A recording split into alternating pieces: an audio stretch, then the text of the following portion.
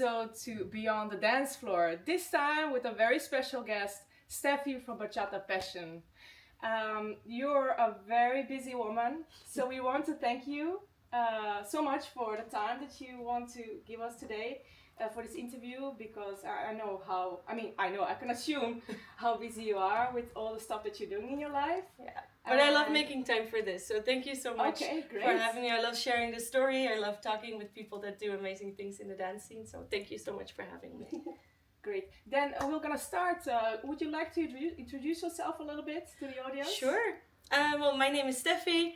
I started, together with Jenno, we started our dance company Bachata Passion 12 and a half years, so almost 13 years ago. Yeah, a long time ago. Just out of a passion for bachata, that's also where the name came from. And never did we imagine that we would be here at our own location, running multiple locations and having a whole dance team and turning like what was literally a hobby into a business, and now eventually like a full-time business. But that's a little bit the story of how it grew. So I'm also a mom. So besides Bachata Passion, we always call our first child. But now we have like an actual child as well. He's 3.5. Another baby. Yeah. So, and they both take up as much time, and it's both a completely different worlds. But I love both, and I think that's me in a nutshell. Running a dance school, dancing, teaching, performing, and being a mom, and loving all these different angles. How did you start dancing? Like dancing in general? In general, yeah. Well, I danced when I was a kid. I did some street dance. I did some, but never like very professional, or never very, very motivated even. Like it was just fun. How old were you? I think 10 or something. Okay. I wasn't really a dance kid. Okay. I went to ballet class. Didn't like it because I had to be a flower, and I came home. My mom still laughs about this, but no, that was not for me. So I was playing tennis, I was doing a whole other like different things. But then I moved to Spain for a while after my, before starting university. After high school, I went to Spain because I wanted to learn the language. I wanted to get out of the Netherlands for a bit, experience some new cultures. I learned Spanish, didn't dance there. So that's not even where it started. And then I came back and I was like, oh, I miss the language, the vibe, the energy. Oh, yeah, everything. And I was studying in Maastricht at the time, and I thought, okay, well, I'm gonna start salsa class, like just like that. So I started a salsa beginners class, and I liked it. And then I moved to The Hague for an internship, and I didn't know anyone here. I literally came here by myself, didn't know anyone, and then I thought, well, it worked last time, so let's do another salsa course. And yeah, then I started salsa dancing, and all the people that I knew were from salsa, and then then it gets bigger and bigger, and then I met Jenno. And that kind of stuff. Yeah. Oh, you met Jenno at the salsa? Yeah, we met at La Havana on a Sunday night. Yes. Center The Hague. Yes, very typical salsa party for here, but yeah, that's where we met. And I was in love, or you thought like, it's a good dance partner? I hooked him in our first dance. Oh no. I gave him because I just learned this styling. I was very enthusiastic to do it, and I literally hooked him, and then we started talking. And he was hooked. He was literally hooked apparently. Yeah, so that's how we met, and now we started. So you used to be salsa dancer before bachata. Yes. Okay, and how did you transit to bachata? We did a lot of salsa in that short period, and we joined some salsa teams, and we were performing as well and traveling with Matanza, a dance show group, and we were traveling abroad and went to different festivals, and then I saw bachata that I hadn't seen before. It's like, what is this? And why don't we have this? And I want to learn this. Was it Dominican? No, it was more sensual, because it was a really big Dominican vibe and community and everything already here in the Netherlands, which I liked. I enjoyed it. But I was curious for what that was. So we were just kind of diving a little bit into it and trying to take some workshops every time we were abroad. So there was no sensual bachata in the Netherlands back then? No, we were the first ones to bring it to the Netherlands. Really? Yes. Oh, wow. Yeah. So you went outside of the Netherlands, got educated. Yes. And brought it back to the I Netherlands stalked Corke. Yeah. I stalked Corke because we met him at a lot of festivals, and we were just doing bachata. Yeah. But what he was doing, I loved it. And I was so curious. So I stalked him. I was like, we want to learn, but there's nothing like this. So can we please like do like an intensive or something like that? And then he invited us to his very first teacher's course. Okay. This is 2014, So they were also 15. just starting then? Well, they were starting to build the brand. Yeah, they were themselves already Yeah. doing a lot, but they didn't teach other people yet how to teach their style. So just for the audience to tell a little bit about Corky and Judith, it's a couple that started with Bachata Sensual. I think they're from Spain? Or? Yeah, they're from Cadiz, from Spain. They started this whole new style. How did they start at that time? Do you know? Yeah, well, the way they explain it as well is like, of course, it didn't have a name at that time. It was just there was no YouTube. It wasn't being copying from any other things. It was literally his way of interpreting the lyrics, the musicality, and playing with movement, and kind of stepping out of the basics a little bit more and playing with movement and taking all of her dance influence and everything, bringing it together into a whole new thing. And it was actually one of the organizers of the festivals they were teaching that put the name like, okay, I'm going to call it Bachata Sensual. Yeah, it has a lot of influences from Zouk, of course. We know that from the like upper movements. But if you talk to them, they have no background in Zouk, so they will never will never say that it's from Zouk. No, so for me, if in this like years that we've now seen Bachata Sensual evolving as well, the original Bachata Sensual, which sounds really stupid, I know I'm gonna get some hate of this. Of course, there's original bachata, but the Bachata Sensual, as it was created by Corky and Judith, plays with movement and with partner work and connection and circular movements, which of course you find a lot in Zouk as well, but they don't claim to use any Zouk techniques because they're not Zouk dancers. Yeah. They're dancers. They use all of the things that they have. I always thought that they were Zouk dancers and they kind of put it on bachata steps and combine the stuff, but that's not really at all. Funny, But that's sometimes also how it works, right? That when some people have the same experience, like they have the same ideas, and that's how inventions come along. Yeah. Like with the invention of the telephone or something, they have like a few different people with the same ideas, the same vibes, and I think with dancing, I can sense that the same things are going on. Like within the bachata scene, it is this vibe, this energy of more circles, more the sensuality. I think within Kizomba, I know a little bit more about it. So it's more like 14 years ago until 10 years ago. It's more about making the connection. Yeah. It's less about just the dancing and the family, but also about making a real connection. Yeah. Yeah. So I think that there is something in the atmosphere and the energy about really making the connection, like feeling each other's energy, like what is the other person really about. And when you feel the circular movement, then you really get into a different connection.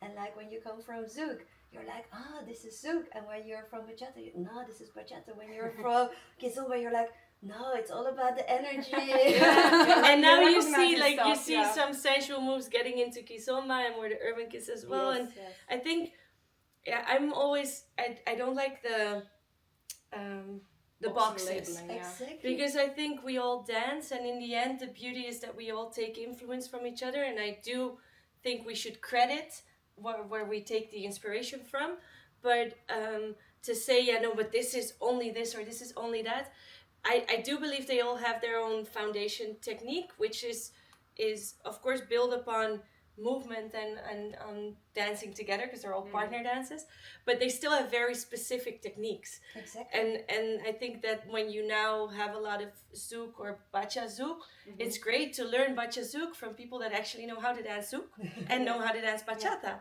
in my opinion. But so that's why for me Bachata Sensual has little to do with Zouk, except for what you now see more on the dance floor. But it's more the influence that it's getting the last years. But as Bachata Sensual started, it had none of these influences. Yes.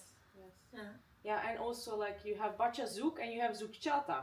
Yeah. Which is like two different dances now these days. But definitely I also noticed that on the dance floor, but also like teachers, what they're teaching these days, it has so much influence from the Zouk as well. Yeah, like a lot of body waves, what you said, like circular movements and like even stepping out of that bachata basic like step, like the beat, you know, just playing a lot around the Yeah. beat and that kind of stuff. More playfulness on Yeah, the dance floor as definitely, well. yeah. More feeling into your own Yeah. energy. I think there's room for what everyone likes. For me personally, it's not my thing. But that's being very honest.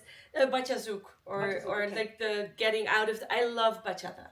I love the more traditional vibe. I love the steps. I love to move within it, but I love to keep that movement from the bachata. Bachata.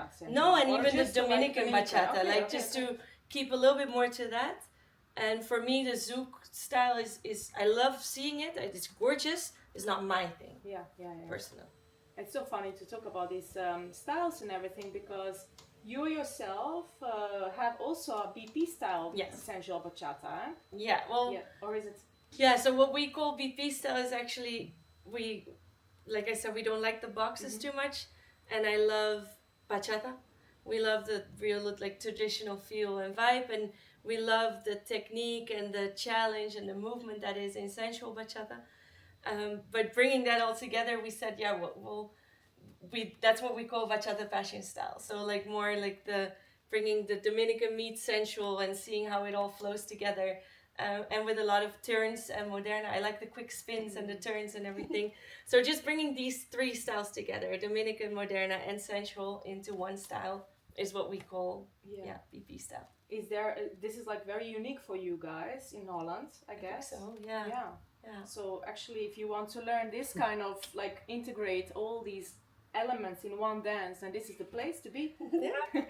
Yeah, I always say if you want to learn how to dance bachata, then don't just limit yourself to only one thing. Like learn how to dance bachata, follow Dominican classes, follow moderna classes, follow sensual classes, step out of bachata, follow dance classes, and then bring it all together, right? And play with it.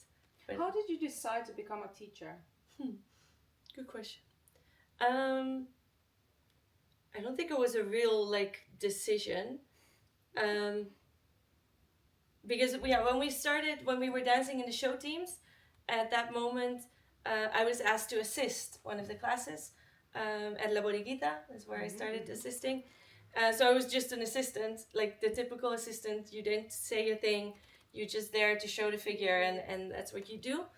And after a while, we stopped with that, and then Jeno and I were just dancing a lot, going a lot of places, performing, and we were asked to come back to teach together, like really teach. And then we first said, well, I don't know if that's really for us, and especially Jeno. It's a shame I don't have videos from back then, because it really wasn't that we were good teachers at that moment, I think. But we really grew in it, and we found our passion for teaching others and seeing the progress in people. And then we noticed that, okay, we love teaching, but I love that I can see a progression in people, so that we felt ourselves a little limited in the classes that we could teach. We were teaching 6 nights a week at one point at La Boriguita, all the salsa classes. And then we introduced one bachata class as well. And we really enjoyed it a lot, but we felt that their focus, which is good, but their focus is on figures.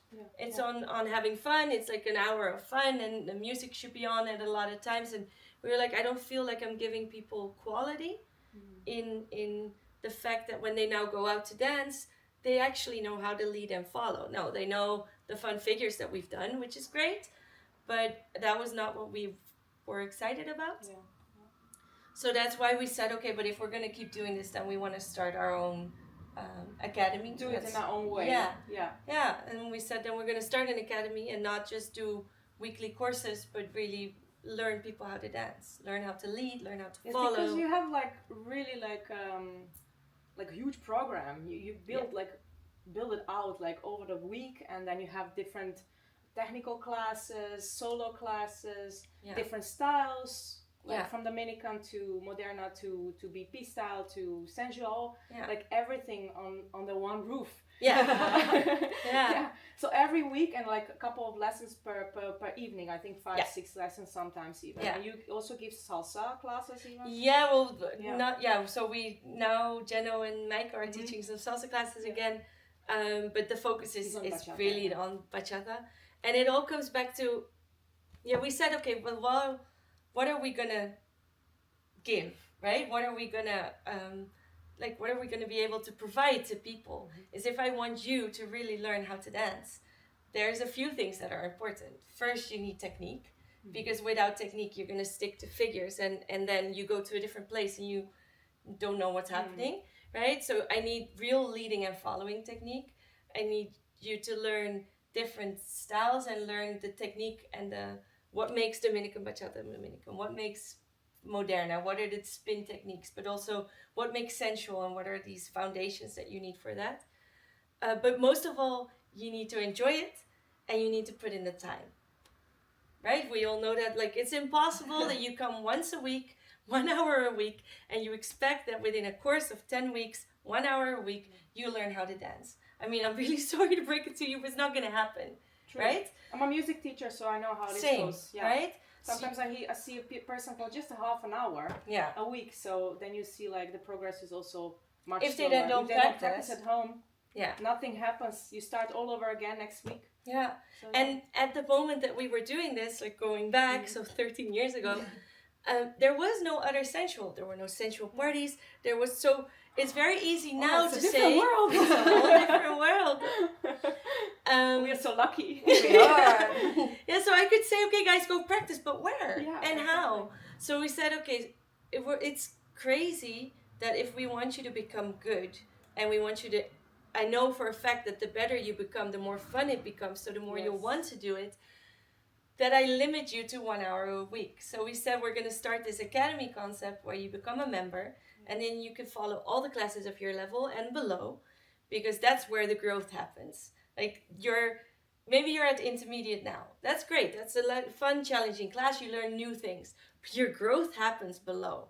If you as an intermediate dancer follow all the other classes, the technique classes, the improvers, the beginners classes, again, go to a beginners class and see what you can still pick up, but also how much time you all of a sudden have to focus on your posture, to focus on your technique, focus on styling for the followers, focus on a lot more, because normally you're always working on things that are new, and it's so good to appreciate the process that you make with things that are below your level. Yes. So we said we're going to do it differently, and we're going to say this is a fixed rate. It's like what you would pay at any other dance school if you come once a week, but any other time that you want to come, you're more than welcome. And that's how it worked, because our students became our visitekaartjes, like became our promotion. Yeah.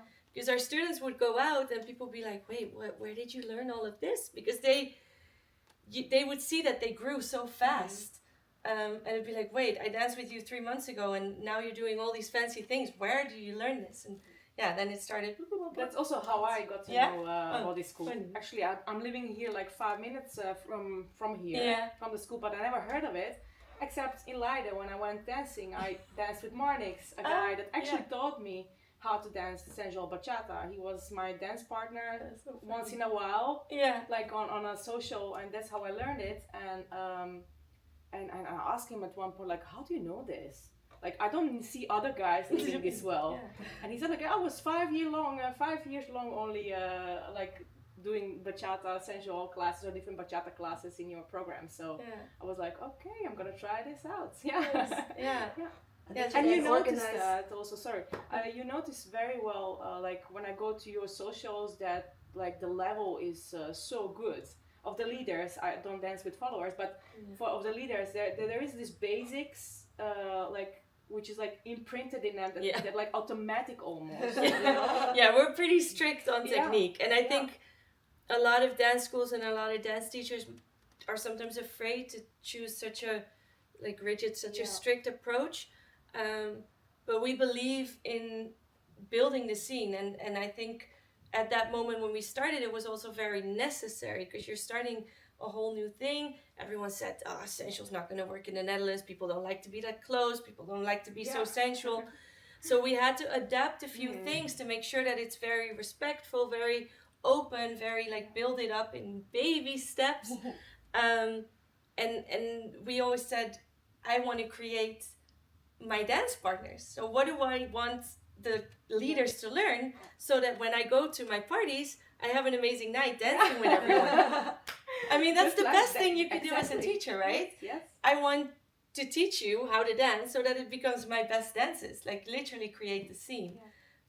So that's always been our focus, like very strict on the technique so that it creates like a very safe and nice environment to dance with everyone. Very nice. It's so amazing. And also, like, what I noticed at your class, I did an intermediate class once with you. I think you were teaching in Gino. Yeah. And you said like, okay, guys, now we are at an intermediate class. Now we can move closer one to another, and now you know we can like what to expect a little bit more of bachata. So you were actually doing the first couple of, because I haven't been there, of course, at your fundamental classes and improvers, I think. But you've been building it like in a normal like couple with distancing. Yes. And then at a particular level when the people are actually more comfortable and know what to expect from the dance, you were bringing them more together and starting these more sensual moves. Because imagine like together. We start our classes are full with like all different ages, a lot of people that have never danced before, and I want it to be like that. So if I start with a sensual basic where you have the hip connection, but a leader doesn't know how to move his hips because maybe he never danced, it's super awkward. So if we again, if we think long term, and that's what we've always had with Bachata Passion, we always thought long term. I don't want you to learn all the styles in once. I want you to become really good at the end. So if you trust the process, and I think over the years we've proven that it works, and we created a lot of really good dancers, is because they trust the process of, okay, I need to be very good in my basics and my steps and my frame and everything, and then I can go figures, then the rest will come easy. And I can imagine it's very difficult for a school, except if you hear from other leaders and followers like, oh, these leaders from this school are really good. But for the beginning dancer, or they see just like, you know, very beautiful moves that the teacher does, or some superstar student, you know, in a show team. Or YouTube. So they want to, or Instagram, and they want to be like that. So why am I stuck in basic? You know. So to go through that, you really have to make them passionate about the dance in some way. So I can imagine how hard it is. Yeah, but I think we lead by example, or we try to at least. Well, for me, and that's what I wanted to, was my interference about. Sorry. But it's more about the social edition, because you told us in the beginning there were not even social parties. No. There was no Bachata Sensual anywhere in the Netherlands. So that's, I guess, how you started, like, there has to be a social after my classes. But also to get people more involved, and with the loyalty, do you notice the difference that people really stay? Or? Yeah, we have members, like we have teachers that have been teaching with us for 10 years. We have members that have been with us for 12 years. Like people, I think we created a community where, people like to stay, apparently, I hope. Yes. And I think because there's always so much more to learn, and there's always so much still to do, that people also stay for a longer period. And also not only that, but I think you also produce so many teachers that are now all over the country giving the classes. Yeah, but also for like the beginners or people who want to start, like, you don't have to be afraid to be at a social. Like, I think that the first steps to go to a party, it's like you see the YouTube films, you see the Insta, and you're like, I just learned one step, I'm never going to one of those parties. But when you go to one of the socials, at a dance school, then you're like, I'm a beginner, am I still welcome? So for me to open that also up, like, yes, you can be yourself, you can be your 1, 2, 3 tap, you know, and just count out loud if you want to. It's more than welcome. Yeah, I think our social, that's why we call them socials. We have our BP socials once a month here and once a month in Utrecht, and I wanted to be exactly that, open for everyone from the dance school and everyone abroad. Like, everyone is welcome to come, but the focus is on creating an inviting and a nice atmosphere where all levels dance together and everyone meets. Great. You also have something else next to the social. There is another party, The Sensual Friday? Yes, Sensual Fridays. When are the Sensual Fridays? Sometimes. No, they're monthly as well. Okay. And they started because with some of our great friends, Robbie and Saskia started this concept with us. They pitched it, and I was like, yes, great parties don't have to be late. Like, I don't, maybe all other parents or I love parties. But the morning after, when Riley wakes up at 7 and we both went out, so one of us has to, right? There's always this little bit of regret that you're like, oh shit, I should have gone home. Yeah, should have stayed so long. So we said, well, maybe there's more people that think like that. So we started a party, which is Sensual Friday, which is once a month, every second Friday of the month. And it starts at 6:30 and it goes on till 11. And we thought, let's just see, like, what have we got to lose? So good. And we have 150 people. Like, the last months, it's been, like, really busy and it's been working really well. And people love it. And at 11, it's like, okay, guys, let's go home. And the next morning, you're ready again. Especially for the people that are in dance community, I think many of us go to workshops the next day, Saturday, as well. Workshop day, like in the afternoon. So you have to be a little bit fresh or something, you know. So you cannot stay that late, at least not in my age. Let's go a little bit back to you and Jeno. Yes. Like, because you're not the only director of the school. Jeno is your partner and also one of the not the second half of the couple, the director couple. And how did you guys like decide to do this together? Like, I understand that you've been teaching salsa, but to choose a style that is totally not present in the Netherlands back then, and just go for it and build this huge school, which is now like not only in Rijswijk but also in different other cities in Netherlands, and I think also outside of Netherlands. I think it grew this way because we never planned it to have to be a business. We were doing this, like, I was still studying and Jeno was still in his studies as well, and we were just doing this for fun. Like, what did we do for fun? We danced, and then we wanted to learn sensual, so we were just starting with building like our own things and then sharing what we learned and things like that, and I think it really just like grew without thinking about it too much, until at one point we just got too much. I was doing my full-time job, so I was working at... you were working next to Yes, that. I was working next to that. I was working full-time, and the dance school was growing, so my days would be, I would get up, I would go work out, then I'd go to the office, and work till like 4:30, and then 4:30 I would literally go, and then run to the dance school, eat quickly, maybe take a little nap, and then teach the whole night, and go home and do it all over again. And at one point it was too much. Like, it literally was too much. And I had to make a choice. Like, what are we going to do? Are we going to like pursue this? Are we going to go for this? Or am I going to like limit this and focus more on my work and take more like promotions there and grow? And that was a difficult time. And for me, especially because I had a fixed contract, I had a good job. I was like settled. It was all good.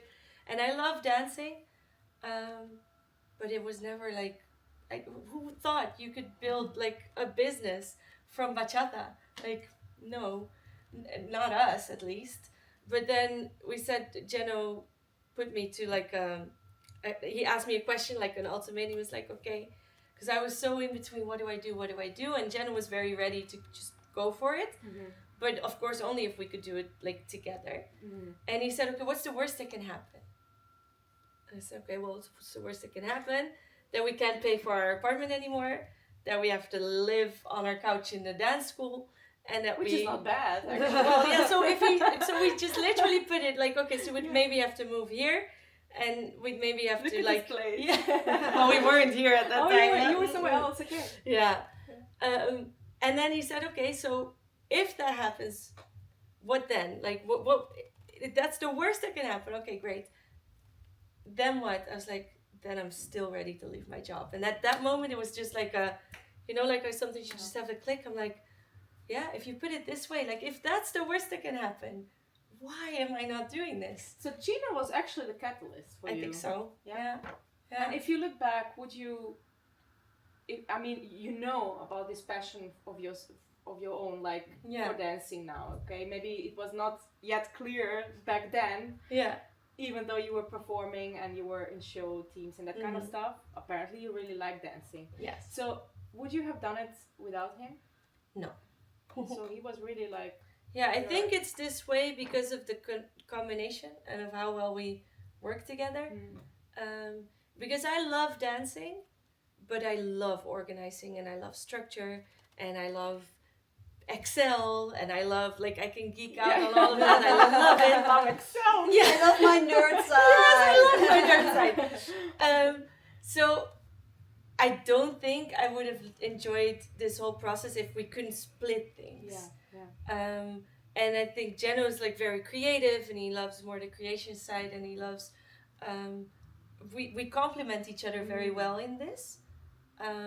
So I think the magic. We need each other for this. Yeah, and I wouldn't have done if we wouldn't have met or gone for this, my life would have taken a whole different he would direction. say similar. I hope so.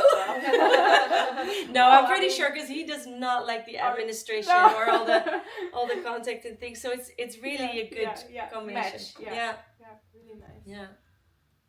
How wonderful. Yeah, it's really like it just grew this way. But I think if at that moment we would have been like, we're gonna build a dance school and we're gonna make our work out of this, and no, it was like it got the chance to grow because the focus was never on the money. The focus was never on any of that. It was literally just doing what we like, and then experience that other people like it too. So that's how it just grew. And also to create the space there for yourself, like realizing where am I in this moment.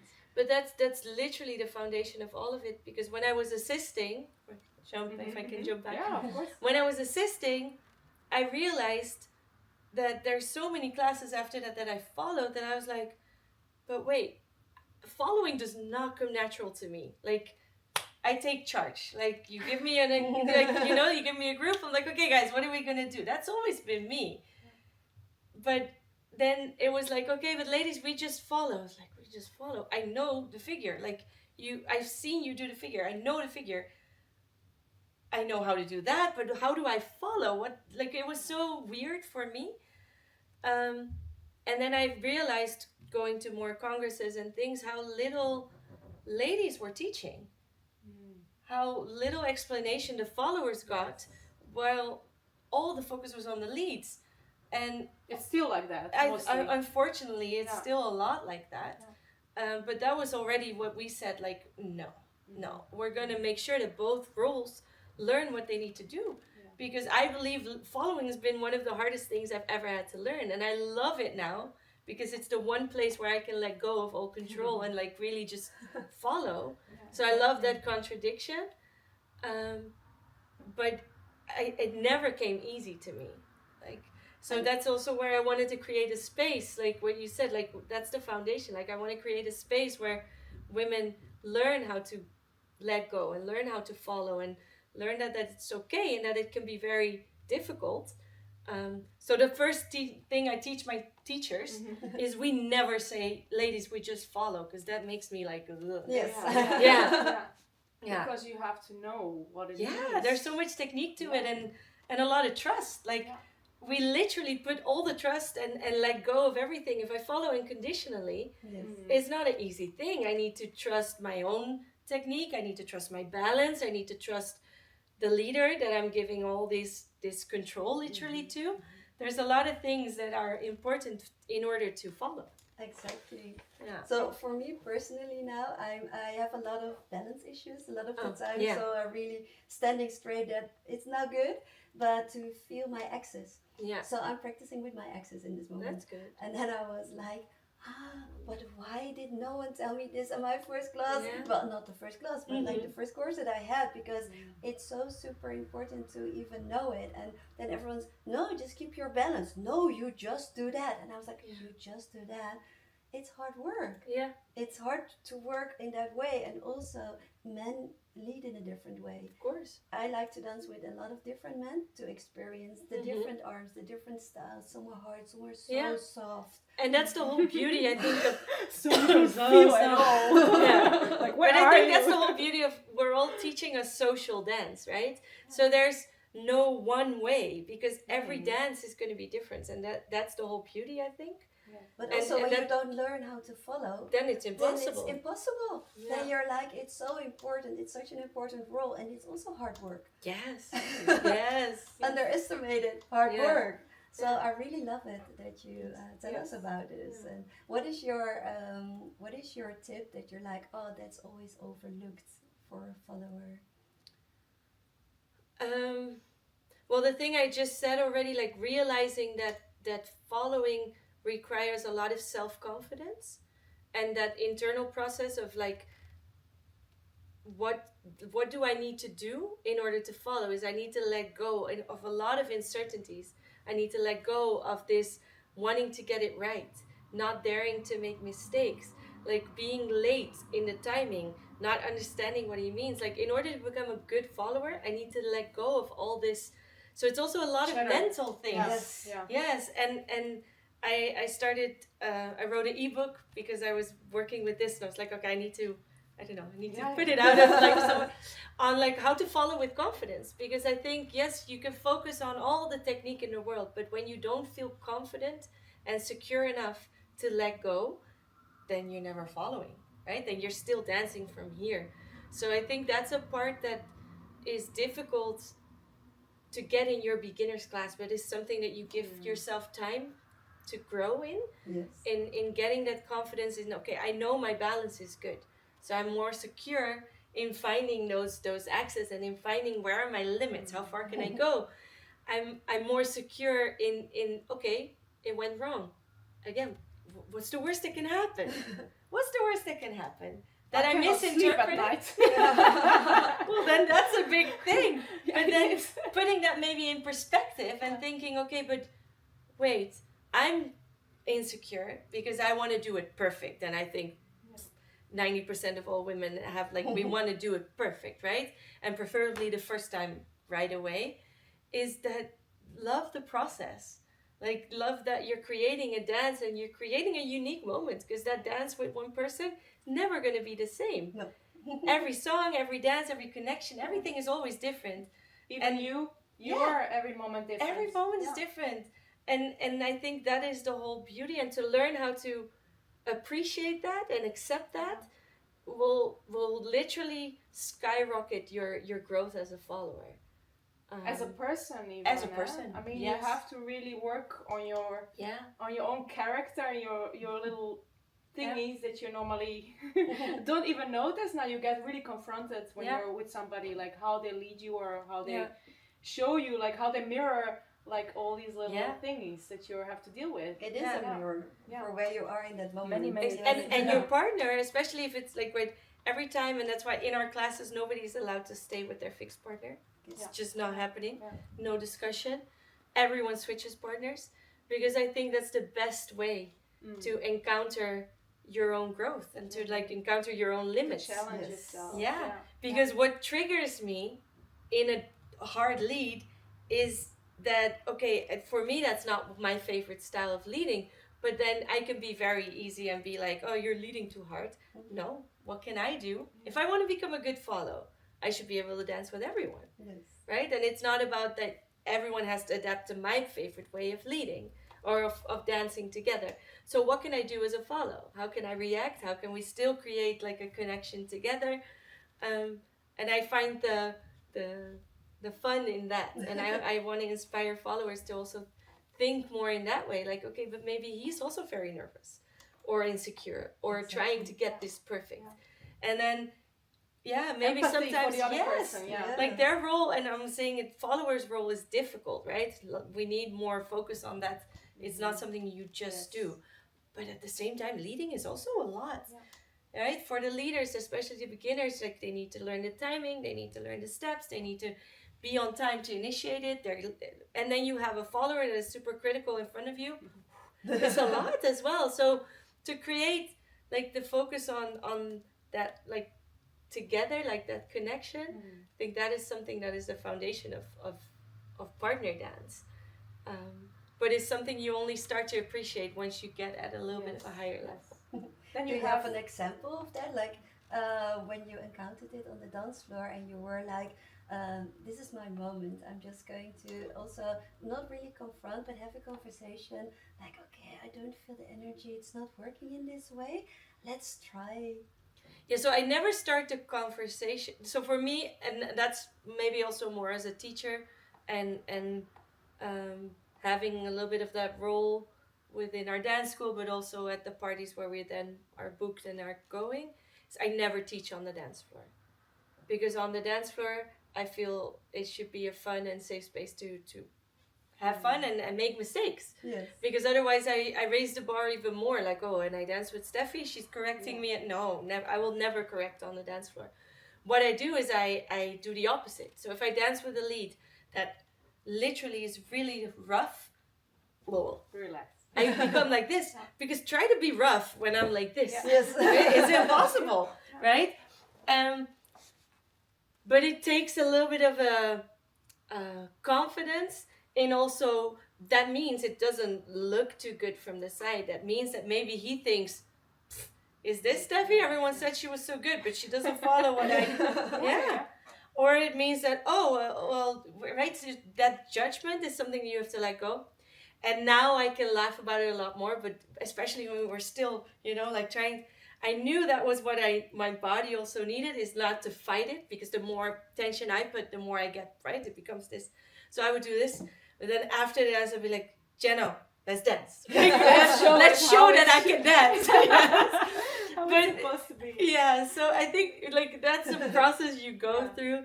And it's, so I will never correct on the floor. So I would try to like create a connection. If I relax and then he relaxes too, right? Then you can go on in a different way. If it doesn't work, I smile, we dance, I say thank you, and then it's okay. Yes.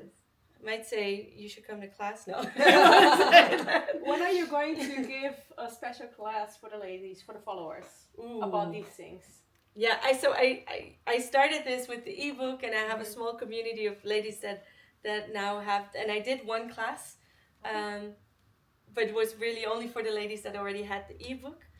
But yeah, maybe I should.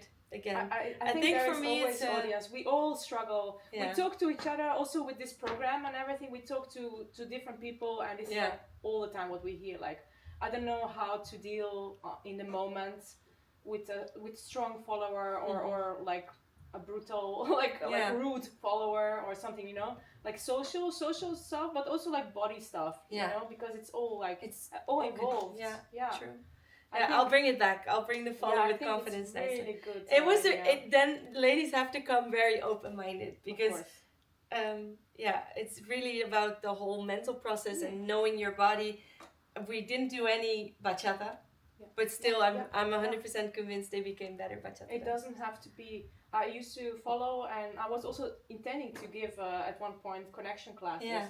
I don't know if you know her, Bess Kyle in Amsterdam. Yeah, she used to give connection classes, really nice classes. I learned a lot from her about that. It was never about steps or dancing. It was just like, how do you trust the other person with closed eyes, dancing with closed eyes, and just like leading each other throughout the room. Follow our leader, switching the roles. Touching each other and moving from that point. Like, how do you let go? How do you trust? It was all about that, actually. And then we moved on to some more like complex stuff, but like for, I don't know, 3 months we were just like feeling each other, breathing next to each other kind of, and doing this kind of games, little games that will kind of bring us into first of all, bring us into ourselves and connect with ourselves, because when we are tense, we're gonna be tense to the other person as well. Exactly. Both follower as a lead and leader. We both have to work on that. So then, from there on, coupling and then doing these things together. So it was really nice. I think this is always everywhere super important. It's just that we think that people don't realize that, but people do realize it. They just don't voice it. Especially women don't. Actually, we notice that a lot. We talk among ourselves like, true. This happened, he did this, he did that, and then nothing towards a teacher, nothing towards like the group. Women are not vocal. But and we should change it a little bit. Yes, and especially when we take ownership about our own role in it. Yeah, Like yeah, we always definitely. talk so openly to each other about everything that happened, maybe even more than you have this little subject and we can talk like for an hour or something about it. But then we're like, when you take ownership about it, you don't put the issue with the other person. No. You're like, what's really happening and Inside why do me. I react inside of me? Yeah. What does it bring to me? Why does this trigger this with me? And sometimes, so for me, a lot of the times I notice it's not the intention of a man. A lot of the times he really doesn't mean it in a certain way, but things happen, it's good to realize. and we have a certain interpretation, or our bodies react in a certain way. And we're like, this is really not what's happening. Yeah. And to have that process from within, like do the work yourself, like the self-confidence work, that's so important. And especially when you notice those small little things, and you're like, I thought I already did that. I already learned that in my life. And then you're dancing, and then you're like, okay, but apparently there's a small part of me that hasn't learned it yet. True. And that part is confronted in this moment. So what can I do myself? What can I change myself? And not in your behavior. It's not that you do something that he has some sort of trigger towards you. No, it's a moment in time. Dynamics. And that it's really the dynamics, and sometimes we put too much pressure on it, or we just hang a label on it, or we have a judgment, which it doesn't deserve. No. And I think, especially from my type of work, I've been taught like women work from within to the outside, and men work from the outside to within. So they first need to have that outer confidence. They first need to have their picture. And then slowly, they have space to work on their insides. And when they have the confidence with their steps, that's how I translate it to the dance floor. Then they're like, there's some inner work to do. And we are like, no, first the inner work, and then we learn the steps. And I think that's, for me, symbolic within dance. So for me, it's what I use in yoga language as well. Like, it's really working from the inside out for us. But is it women, men, or is it follower leader?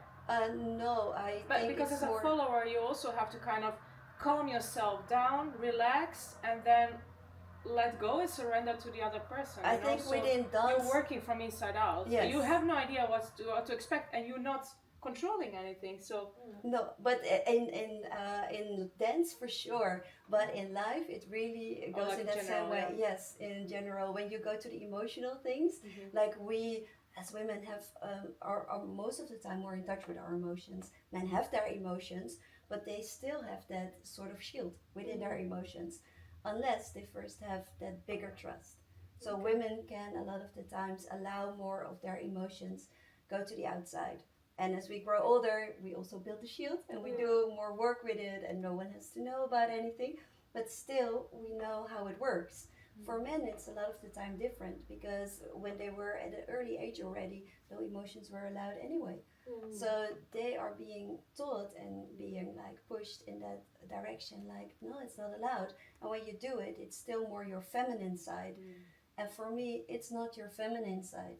It's your true masculine side. It is your true manhood. It has nothing to do with being more feminine. That for me is a totally different part. Emotion is human. It has nothing to do with being a man or a woman or any other title that you think you deserve. It's for everyone. Is there anything that you noticed throughout the years that changed within this scene, like Bachata Sensual scene? Like, how did it change, the scene itself? It changed a Past lot. 10 years or so. Yeah. So first of all, it had to start, right? It wasn't a lot.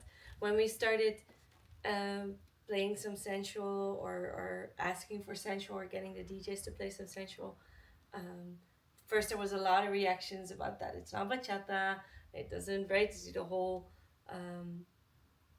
discussion. It changed so much from like being really small and undervalued, or like just a small portion, to now being the bigger room at mixed parties, right? But what changed a lot in the people is that at the beginning it was all salsa dancers wanting to learn something new, and now we get a lot of people that come from no dancing and start with bachata. That didn't happen at first, because what was bachata? Like right? Yeah. Go out in the streets and people that have nothing with the Latin scene, you say salsa, they're like, oh yeah. You say bachata, somewhere like, right? But it's changing a lot now with social media, and it's getting a lot bigger on social media. So people are getting to know it more. With it, yeah. So we notice that a lot of people start with bachata, having no other dance experience before, which changes the scene as in the dancing classes a lot, because you don't have the foundation to build upon. So you need to work on the technique, that literally, how do I roll off my feet? What is my dancing technique? Besides just learning new steps, right? And what changed more in the social scene is it got younger, it got more like diverse, it got very active on social media, very active out there, but with that also very focused on the way it looks, focused on videos, focused on all of that. Yes, everybody's copying everybody. Yeah, and everyone wants their video, their dance recorded. Yeah, like you dance with an artist, it has to be recorded. You dance. So that is like more now Social than it was pressure, before. Yeah. That's Like, but I don't think that's necessarily only for sensual bachata. It's more in general. But at sensual bachata, you see it a lot more than other scenes. How do people find you? Actually, people who have never danced, how do they find you? Is it really via social media? So online, either just the website and everything, and still a lot is word of mouth. Yeah. Still, I think that's always been our strongest, and will stay the strongest. Is people enjoy what we do, and then they tell it to other people. But online, I think online is always a good place to start nowadays. And we have a lot of things online, and a lot of on the website as well. And your ebook is my also ebook. I have some blogs and a lot of videos and everything. So if people want to start, they usually find it there. Yes, great. We have a couple of questions for you, like surprise questions. Ooh, okay. So let's see what you're gonna choose. Well, not choosing, just like random choosing. Magical basket. Is this one or is this? You can also choose two. Ooh. How do you handle the psychological impact of rejection and criticism that's inherent in dance? Ooh. Deep question. It's a good question, It comes with that process, right? So I think I answer this question different now than when I was still very much growing as a dancer. Because now I think I can handle it a lot more. And I think I'm my worst critic. So the criticism coming from outside is like, I've said it all to myself already. That's more my process, right? That I need to be kinder to myself. But I think what helps me a lot is Jeno, literally, because he doesn't care. And which is such a refreshing.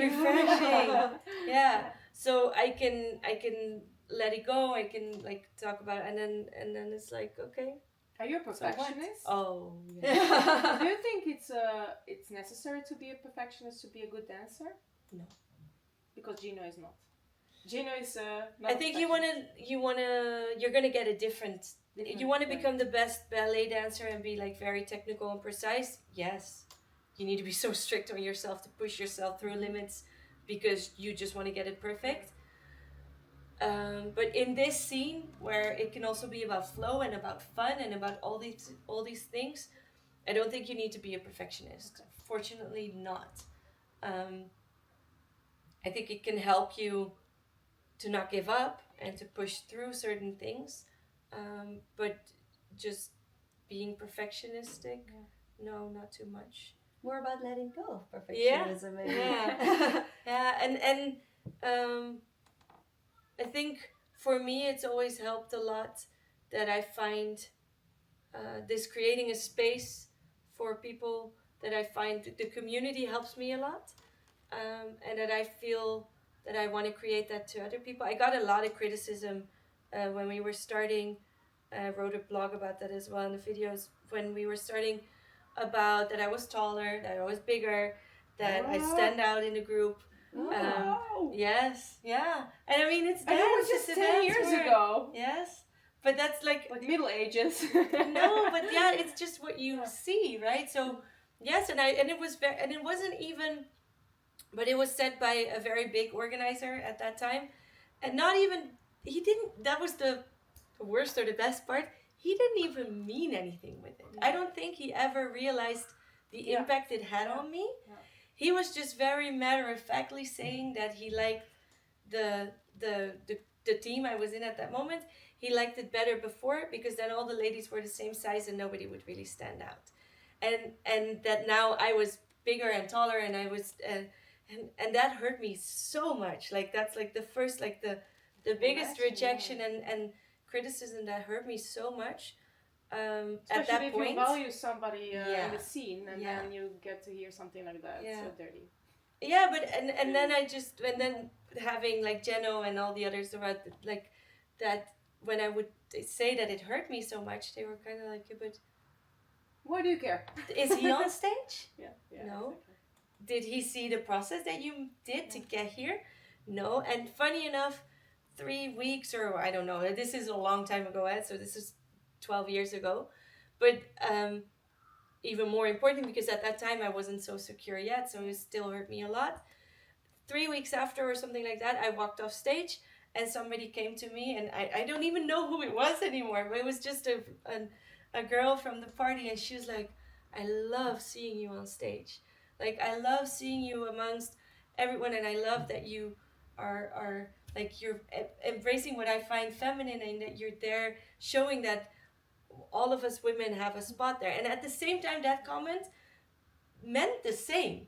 Right, it's the same. Yeah, it's the same because I stood out, and that's actually what she said. Like I stood out, and I was more feminine. I mean, you can name it what you want to call it. It's still the same thing, but it switched. It switched it so much for me. I'm like, yes, like I can see it in a way that I want it. I'm never gonna be this, and I cannot shrink, and I don't want to. But so it was really funny that it followed each other. Because that helped me like handle the psychological part, because at the first moment I just wanted to hide and think, okay, well, maybe I shouldn't be on stage. And to be honest, turning 38 next month and still being in a bathing suit on stage, sometimes I do think like should I be doing this? Like I'm not that in shape or things like that, but it helps me a lot. Yeah, I do. And now it also feels like a little bit like I do want to show people that if you love to dance and you love to perform and you work your ass off to give a good show, then I should embrace the way I look. And I should embrace all of that as well, because there will be people in the crowd that actually love seeing that. And maybe there's one or two that are like, liked it better when she had a six-pack. Yeah. It's not the case anymore. But it says more about them than about you. Yeah, no, but so I think how do I handle it is I need to get it off my chest, and I'm very lucky to have people around me like Jeno and more of the other more guy friends that are very like refreshing in that sense. They're like, so what? What are you talking about? Yeah, like really? Are you gonna let this affect you? So yeah, there's a bit of that. I know that you sometimes said during a demo, like, oh, like after class. I hate demos. Yeah. I hate demos. Why? Yeah. Can you explain? Because it's the most vulnerable moment, I think. And especially nowadays, because the expectations of a demo are not real, I think, by what we see on social media. Because for us, a demo at the end of a class is literal improvisation on the spot. And we don't prepare, plus I don't teach with the same, like we have a whole teacher's team. I don't have one fixed partner. I teach one class a week with Jeno, not more, right? So a demo is always a vulnerable moment where you find each other and people are watching, so there's a certain pressure on it. And I love to dance socially and I love to perform, but performing I can, again, train my ass off, and I know what, like I literally become a different version of me stepping on stage. Is like, okay, I can, like enjoy that scene and that stage at that moment. But with a demo, for me is still the part that I don't enjoy too much. I enjoy letting go and just creating a moment with a social dance, and I enjoy doing a choreo. But here But this is like in the everybody's middle. watching, everybody's videoing you, and you have to perform. And they're expecting every perfect break and everything. Because you're a teacher. And especially nowadays, where a lot of the teachers, when they do a demo, half of it is rehearsed and is already more of a show. I'm like, guys, get on stage. Get on stage and let's keep the demo like relatable and improvisation. Yeah. True. So yeah, that's true. Let's go to the next one. Okay. Ooh, there's so many. Let's see what I get. Which dance move secretly makes you cringe when you see it? Ooh, there's quite a few. Everything from Zoop. No, because Zoop doesn't make me cringe. I love it, I just don't like doing it too much. But I love watching it. But there was a time when there was the moves which were very in the sensual, like more from the, it's where they would do this and then the lady would go, or you would get this and you would have to follow, and or the one where they go with the head like completely like this. Oh, no. Yeah, I know what you mean. No. Yeah. Or the one where you have to drop in front of the guy, so that like you have to go down like this. For me, those are cross-border of the connection that I'm looking for in a dance. And they literally make me cringe. Yeah. I can imagine.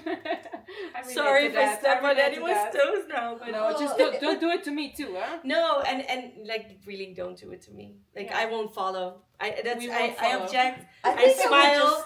I smile and I do it back. I would be like, what did you just do? I smile and I do it back, and I'll be like, you can do it, but no, that's not only me. once. You can only do it once to us. Well, I'm still a beginner, so for me it would be like, what is he doing? Are you serious?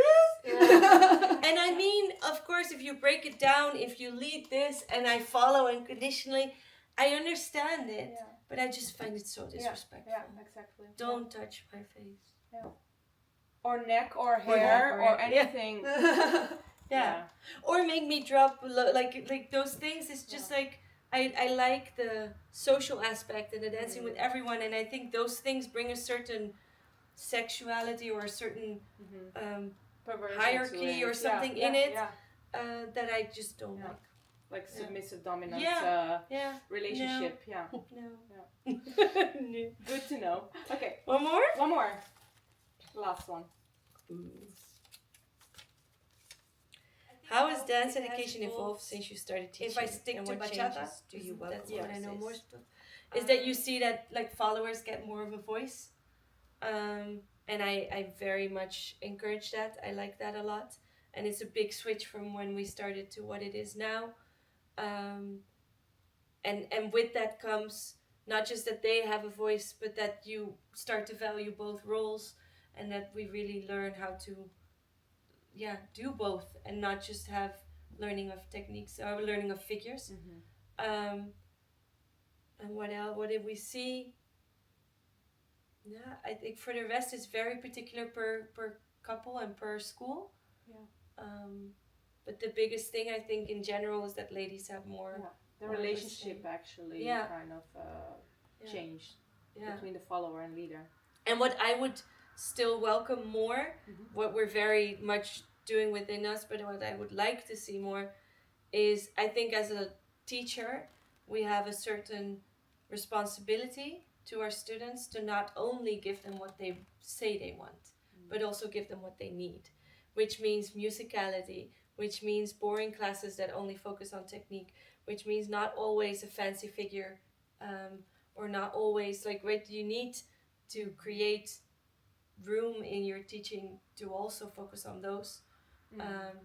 And yes, that might call for a reaction, be like, oh, we don't have a figure today. No, but again, trust the process, like trust that you become a better dancer by this, and especially also the musicality part and learning to understand the music and the build up and how you can bring that together with all the moves will take your dancing to such another level.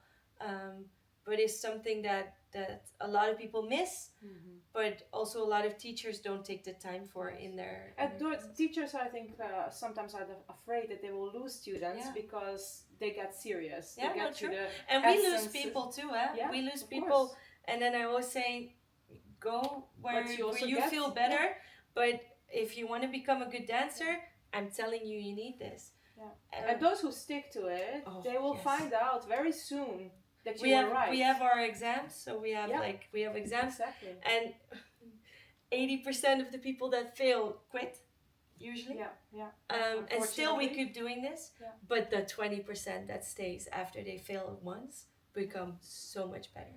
Because if you dare to take that with you and take the feedback and work with that, yes, and not see it as a failure, but see it as, okay, I have my own process, right?